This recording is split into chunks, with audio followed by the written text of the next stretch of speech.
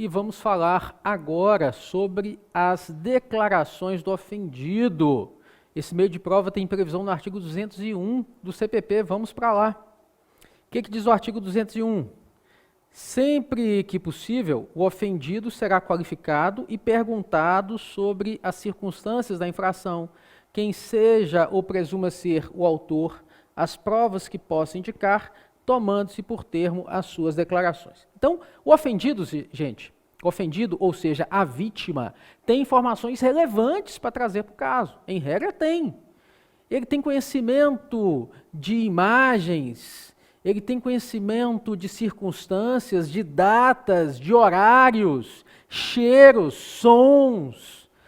Ele pode, muitas vezes, ser capaz de reconhecer o suspeito, o autor da infração penal praticada contra ele. Ele é capaz de trazer a motivação do crime, muitas vezes. Então, as palavras a serem trazidas pela vítima, pelo ofendido, elas são muito importantes para o caso. Agora, atenção, o CPP fala que o ofendido vai ser ouvido em termos de declarações. O que significa isso? Significa que o ofendido, ou seja, a vítima, não prestará o compromisso legal de dizer a verdade, tá? Porque se ele prestasse o compromisso legal de dizer a verdade, que é o que acontece com as testemunhas, ele seria ouvido em termos de depoimento, assim como as testemunhas são ouvidas em termos de depoimento. Mas como o ofendido e a vítima, ou seja, o ofendido, ou seja, a vítima, né? O ofendido é a vítima. Como o ofendido barra vítima, ele não presta o compromisso legal de dizer a verdade, ele é ouvido em termos de declarações. Mas embora ele seja ouvido em termos de declarações, embora o ofendido barra vítima não preste o compromisso legal de dizer a verdade, se ele for intimado para prestar declarações, não comparecer e nem justificar, cabe a condução coercitiva dele. Fundamento está onde? Tela? Artigo 201, parágrafo 1º do CPP. Se intimado para esse fim deixar de comparecer sem motivo justo, o ofendido poderá ser conduzido à presença da autoridade. Portanto, a gente tem o seguinte no processo penal brasileiro. O autor do crime, intimado para interrogatório, não comparece nem justifica, não pode ser conduzido coercitivamente. Mas a vítima do crime, intimada para prestar declarações, não comparece nem justifica, pode ser conduzida coercitivamente. Ok? Ok, é assim. E as testemunhas? Vamos para o artigo seguinte. O 202 fala que toda pessoa poderá ser testemunha e que a testemunha, ela vai sim assumir o compromisso, ela vai prometer dizer a verdade sobre o que ela souber e lhe for perguntar. Então a testemunha presta depoimento, a testemunha presta depoimento, a testemunha assume o compromisso legal de dizer a verdade. Mas atenção, embora o artigo 202 diga para a gente que toda pessoa poderá ser testemunha, atenção ao artigo 206. Toda pessoa pode ser testemunha? Pode. A pessoa não pode se eximir da obrigação de ser testemunha, da obrigação de depor? Não pode. Só que algumas pessoas podem se recusar. São pessoas que têm um laço muito próximo com o acusado, como, por exemplo, os ascendentes, os descendentes, os irmãos, os cônjuges do acusado. Então, ascendente, pai, avô, mãe, avó. Descendente, filho, filha, neto, neta. Irmãos, esposa, marido. Essas pessoas podem se recusar a depor, se elas tiverem esse grau de parentesco com o acusado. Mas a parte final do 206 do CPP fala o seguinte, que elas terão que depor quando não for possível, por outro modo, obter-se ou integrar-se à prova. Só que, embora nesses casos elas sejam ouvidas, né, quando não for possível, por outro modo, integrar-se ou obter-se à prova, embora elas tenham que ser ouvidas, olha o que diz o 208. Que elas não vão prestar o compromisso legal de dizer a verdade, porque o 208 fala o seguinte, olha, não se deferirá o compromisso a que alude o artigo 203, ou seja, o compromisso, a promessa de dizer a verdade sobre o que souber e lhe for perguntado, não se deferirá esse compromisso aos doentes e deficientes mentais, claro, aos menores de 14 anos, óbvio, e nem às pessoas do artigo 206. Então, as pessoas do artigo 206 que podem se recusar a depor, quando não for possível, por outro modo, obter-se ou integrar essa prova, elas tiverem que depor, elas não prestarão compromisso legal de dizer a verdade. Bacana, bacana, bacana. Agora, não confunda as pessoas que podem se recusar a depor com as pessoas que são proibidas de depor. As pessoas que são proibidas de depor estão no artigo 207. Podemos ir para a tela. O artigo 207 fala que são proibidas de depor as pessoas que, em razão de função, ministério, ofício ou profissão, devam guardar segredo, salvo se desobrigadas pela parte interessada quiserem dar o seu depoimento. Este é o caso, por exemplo, gente, do advogado, do psicólogo, do psiquiatra, do padre, que, em razão da sua função, do seu ministério, do seu ofício ou da sua profissão, tomou conhecimento daquele fato. Então, por exemplo, o padre, a pessoa foi confessar com o padre, né, ouviu a confissão. Ele pode depor sobre isso? Não, ele é proibido de depor. Salvo se a pessoa que confessou o liberar e ele, padre, quiser depor. Ok? Agora é o seguinte, o padre está andando na rua, ele vê alguém matando o outro. Aí ele não soube daquilo na condição de padre, ele soube daquilo na condição de cidadão comum. Aí ele é uma testemunha. Agora, se esse cara que matou, que ele não viu quem é, mas esse cara vai lá e confessa com ele assumindo o crime, aí sobre isso ele não pode depor porque ele soube na condição de padre. Mesma coisa o advogado. O cliente chega para ele e confessa o crime, tal, ele não pode depor sobre aquilo. Agora, o advogado está andando na rua, está tomando uma cerveja no boteco, vê um crime. Aí ele é obrigado a depor, porque é uma testemunha como qualquer outra. Ok? Então, só fazer essa distinção. Bom, o que mais que é importante a gente trazer para vocês aqui? É importante a gente trazer para vocês os momentos em que é possível rolar testemunha. Por quê? Porque um dos itens do nosso edital, né, a gente partindo do pressuposto que o próximo edital da PF vai repetir o edital anterior, que é o que geralmente acontece, um dos tópicos é procedimento comum.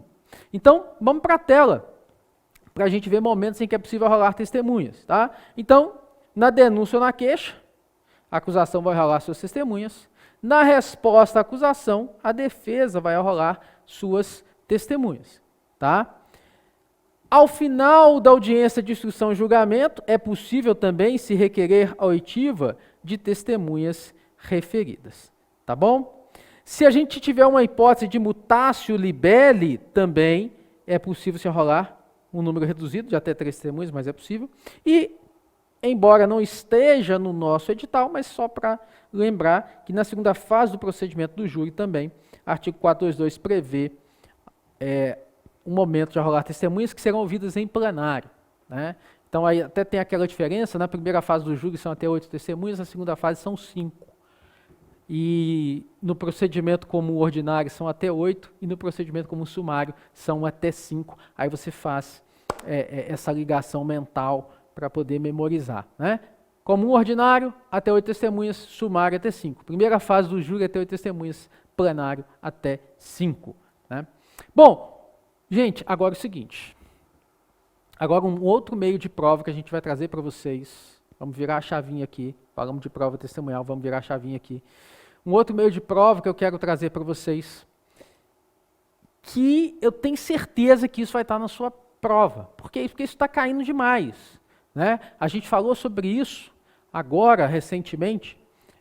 A gente teve lá em Manaus, na preparação para os nossos alunos, né, que foram fazer a prova em Manaus. E no nosso hora H, a gente falou sobre isso e caiu na prova. Tá? Caiu na prova, tanto na prova objetiva, quanto na peça estava lá o assunto relacionado ao meio de prova que está na sua tela. Agora, vamos lá. Reconhecimento de pessoas e coisas. O reconhecimento de pessoas e coisas está previsto no artigo 226 e seguintes do CPP, e ele acabou se tornando, assim, um meio de prova muito polêmico por força das decisões translocadas do STJ. Tá?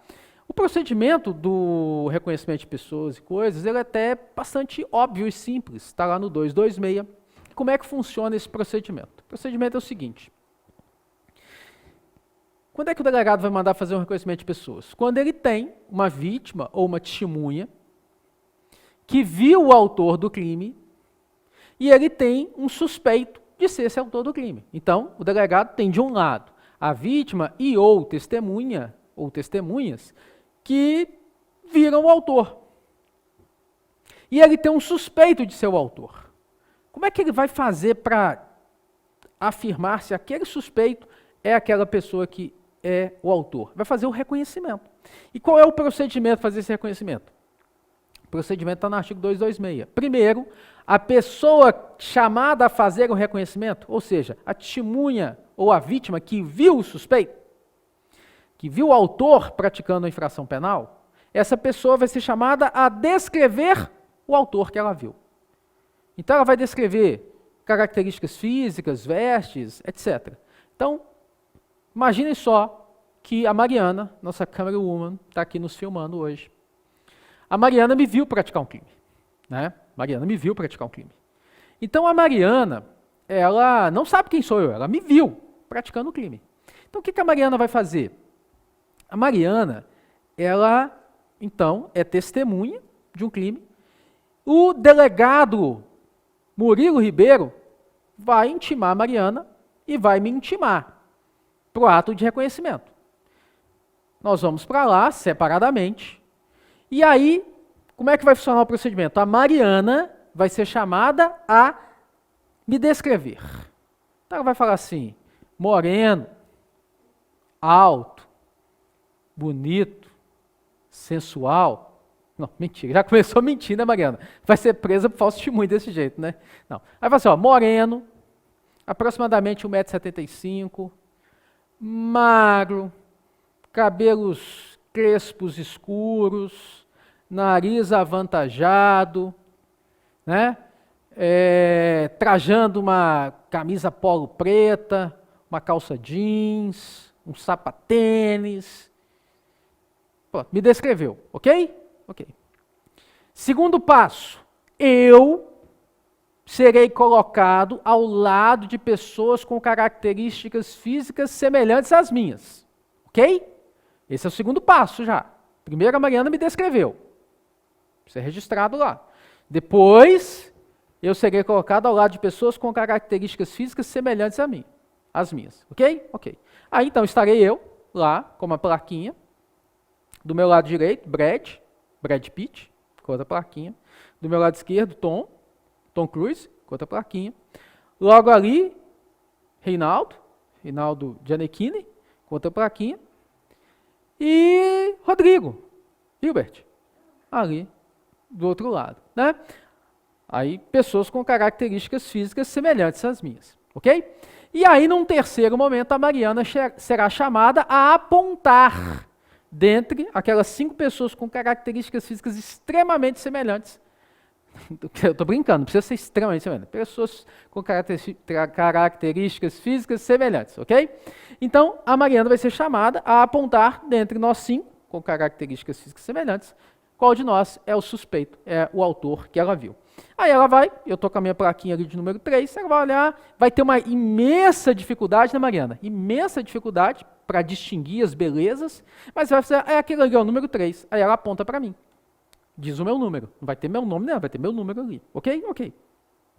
Aí, após isso, será lavrado um auto circunstanciado, um auto pormenorizado, que vai ser assinado pela autoridade policial, né, no caso o Murilo Ribeiro, vai ser assinado pela pessoa chamada a fazer o reconhecimento, que é a Mariana, e por 2 testemunhas que presenciaram o ato de reconhecimento.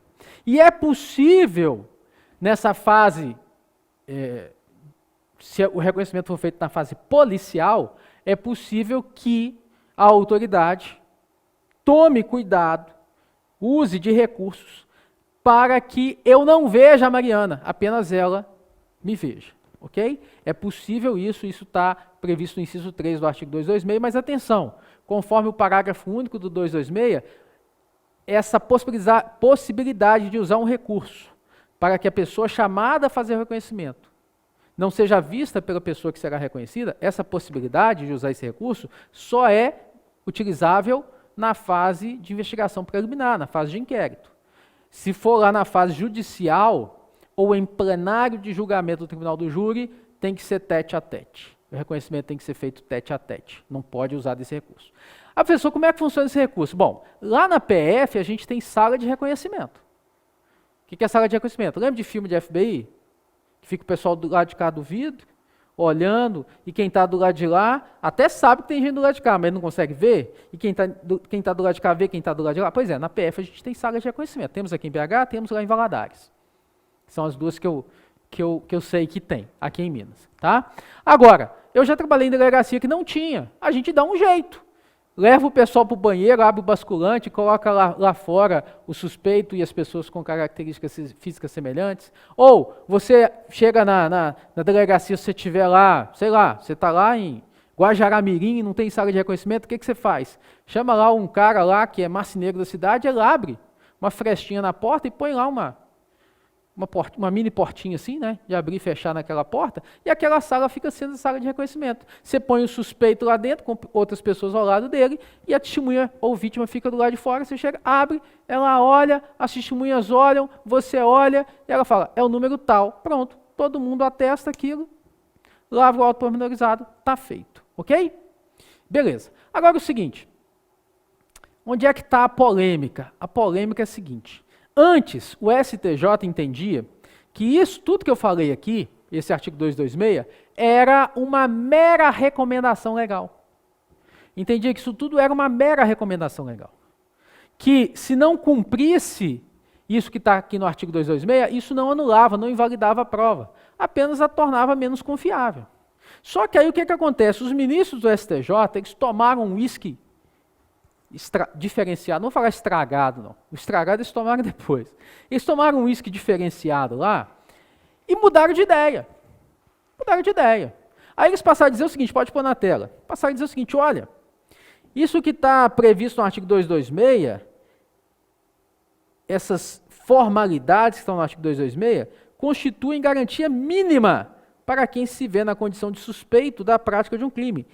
Não se tratando, como se tem compreendido, eles compreendiam assim, não se tratando, como se tem compreendido, de mera recomendação do legislador. Em verdade, a inobservância de tal procedimento enseja a nulidade da prova. Tá? Então, olha só, o STJ passou a entender, então, que esse reconhecimento, ele deve observar aquilo que está no artigo 226 do Código de Processo Penal. Ele deve observar o que está no artigo 226 do Código de Processo Penal. Tá? Sob pena de nulidade da prova. Ok? Então o STJ passou a entender que aquilo que está no artigo 226 tem que ser seguido à risca, porque aquilo é garantia mínima, aquilo não é mera recomendação legal e a sua inobservância enseja a nulidade da prova.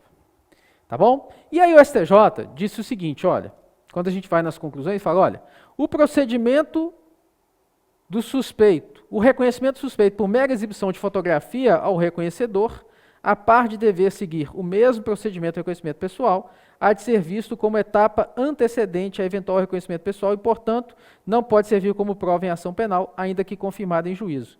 Aí o STJ deu essa decisão.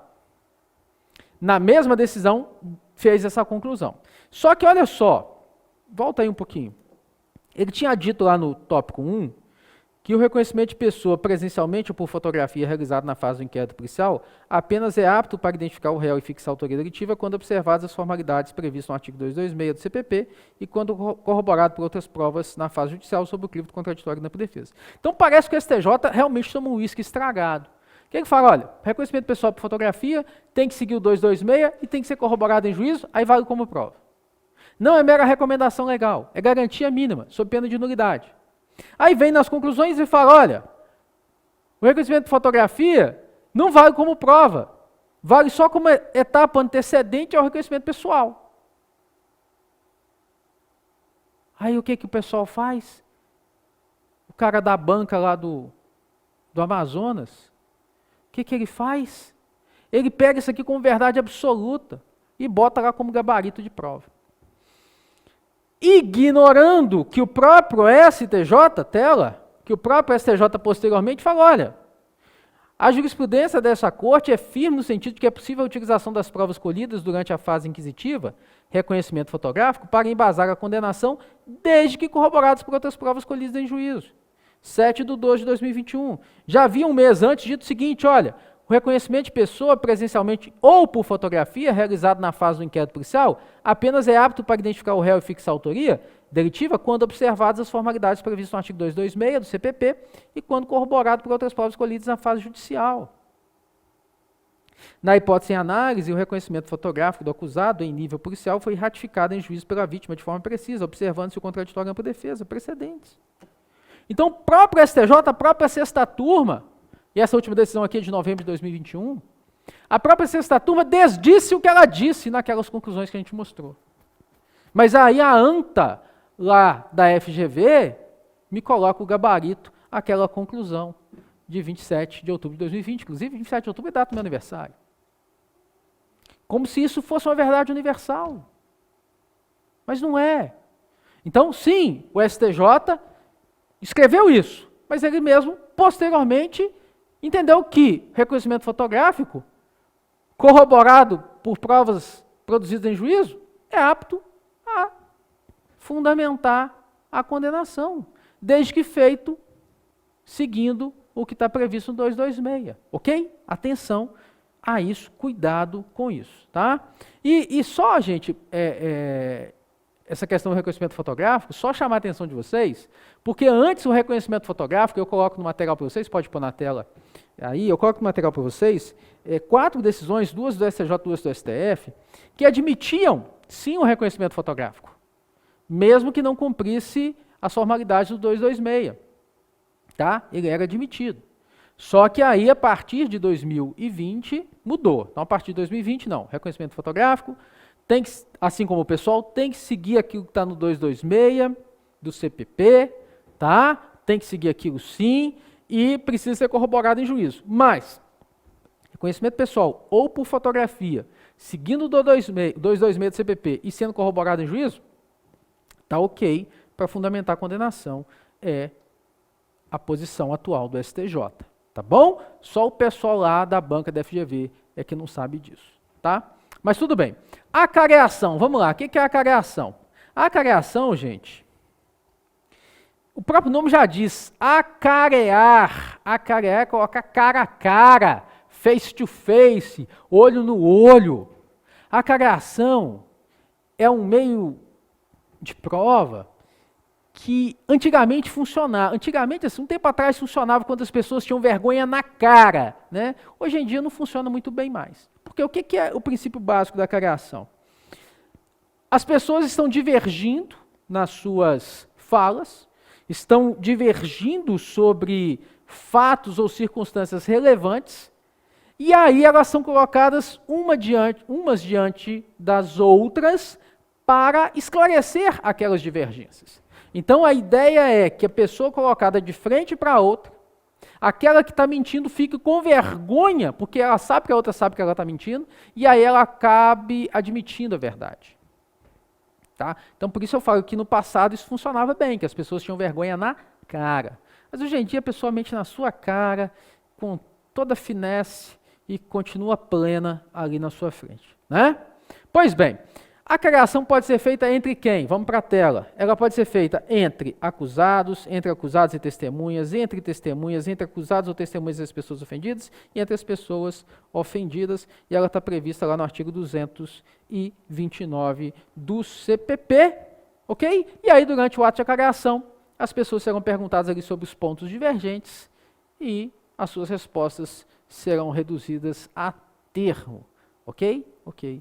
Lembrando que, embora os acusados possam ser acareados com testemunhas, com outros acusados, com as vítimas, etc. e tal, os acusados, assim como não podem ser conduzidos coletivamente para o interrogatório, como eles têm o direito de ficar calados, eles também não vão poder ser conduzidos coletivamente para a acareação.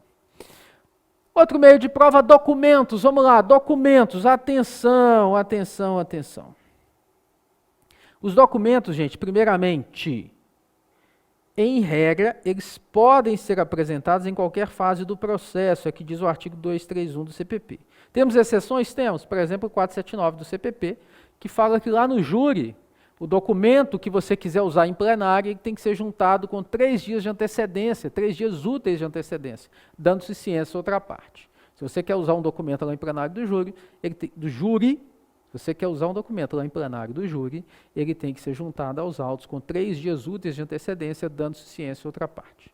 Tá? Mas fora isso, os documentos podem ser juntados, em regra, em qualquer fase do processo. É óbvio, vamos supor, já teve alegações finais. Teve alegações finais. Aí é juntado o laudo e o juiz decide com base nesse laudo. Se o juiz juntou um laudo após alegações finais, ele decide com base nesse laudo e não deu a oportunidade das partes se manifestarem, essa decisão é nula. Vai ser anulada e tem que dar às partes a oportunidade de se manifestar sobre aquele laudo que foi juntado. Então, pode ser juntado em qualquer momento? Pode. Mas não pode ser juntado depois da parte ter se manifestado, porque senão tem que abrir prazo para ela se manifestar. Ok? Não pode ser após as alegações finais, porque senão o juiz, se for fundamentada a decisão daquele documento, tem que abrir a possibilidade de manifestação. Ok? Beleza? Beleza. Agora, o conceito de documento, gente, o CPP, fala o seguinte, olha, quaisquer escritos, instrumentos ou papéis públicos ou particulares, dando-se a fotografia do documento devidamente autenticado, o mesmo valor do original. Esse conceito é um conceito de 1941, e a gente precisa atualizá-lo, né? Então, hoje o documento é entendido como todo material produto de uma atividade humana que contenha algum tipo de manifestação intelectual. Qualquer base material em que haja a fixação do pensamento humano e que possa demonstrar fato juridicamente relevante para o processo. Então, por exemplo, você, assim que se tornar delegada ou delegado de Polícia Federal, você vai presidir inquéritos.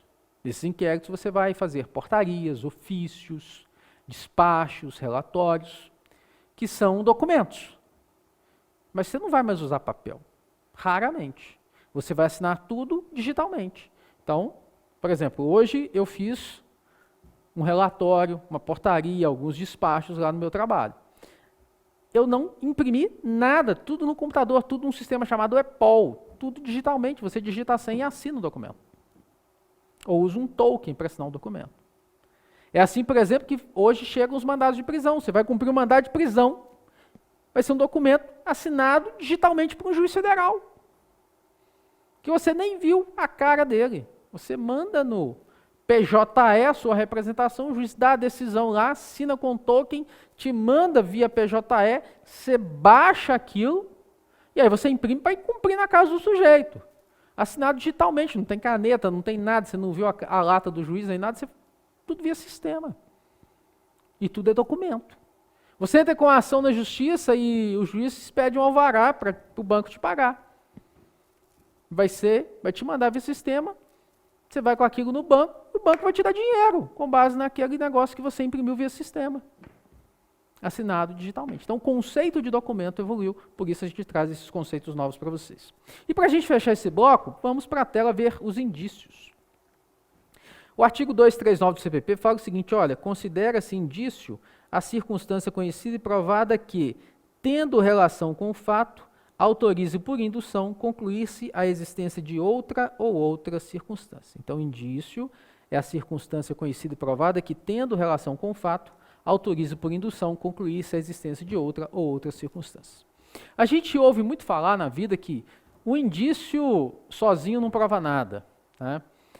Uma andorinha voando sozinha não faz verão. Ok, o indício sozinho não prova nada. Mas indícios coerentes, concorrentes, concatenados, apoiados uns nos outros, formam a prova judiciária. Então, às vezes, você vê alguém com uma faca ensanguentada na mão e a outra pessoa caída ao solo, esfaqueada, próximo a ela, isso é um indício. Sozinho não prova nada. Pode ser que ela pegou aquela faca no susto, pode ser que ela pegou aquela faca para tirar, para tentar salvar a pessoa, pode ser que ela pegou aquela faca no chão ali ao lado, pode ser que ela tomou aquela faca de quem estava agredindo a vítima. Esse é um indício, mas ele por enquanto não prova nada. Mas aí você tem um outro indício, que é uma testemunha que viu aquele cara que estava com a faca na mão, 2 horas antes, amolando a faca, falando, hoje eu mato aquele desgraçado. Você tem um segundo indício. Aí você tem uma outra testemunha que 2 dias antes viu essas 2 pessoas discutindo, e esse cara que estava com a faca na mão falou assim, eu vou te matar. E você tem uma terceira um terceiro indício, que é uma filmagem que mostra o cara dando uma chuchada na barriga do outro. Olha, peraí. Aí isso aí, essa filmagem não é nem disso, aí é prova, né, professor? Tá, tira a filmagem. Mas aí você tem um terceiro indício, que é a esposa do cara esfaqueado, que sabe que esse cara com a faca na mão estava cobrando o marido dela e havia ido lá um dia antes e falado, se você não me pagar até amanhã, eu vou te matar. Olha, 3 indícios. Ninguém tirou o vídeo, tá? O vídeo aí é prova, robusta. Aí ficou fácil, né? Tem vídeo, é fácil. Mas vamos só com os indícios, vamos para os indícios. Então, a testemunha que viu o cara com a faca na mão e a vítima caída. A outra testemunha que viu 2 horas antes o cara molando a faca falando, hoje eu dou cabo da vida aqui, desgraçado. A testemunha que 2 dias atrás viu os dois discutindo. E esse estava com a faca na mão falando que ia matar o outro. E ainda tem a esposa da vítima que no dia anterior presenciou o cara da faca na mão dizendo, se você não me pagar em 24 horas, eu vou te matar. Aí o que eu tenho? Eu tenho vários indícios. Esses indícios coerentes, concorrentes, concatenados, apoiados uns nos outros, formam a prova judiciária. E essa prova judiciária, segundo o Supremo Tribunal Federal, é o bastante para a condenação. Tá bom? É o que diz o Supremo, olha só, o que ele diz. Um conjunto de indícios coerentes e concorrentes constitui prova suficiente para autorizar a condenação. E só para fechando, uma distinção aqui para vocês, olha, vestígio versus evidência. Vestígio é aquele sinal in natura deixado pelo crime. Rastro, pista, pegada, sinal. Evidência é esse sinal in natura, esse vestígio, examinado pericialmente e que possui vínculo com o fato investigado, constituindo assim prova material. Então, o vestígio é aquilo que é diretamente produzido pelo crime. A evidência é esse vestígio devidamente analisado, periciado, que se constitui em prova material.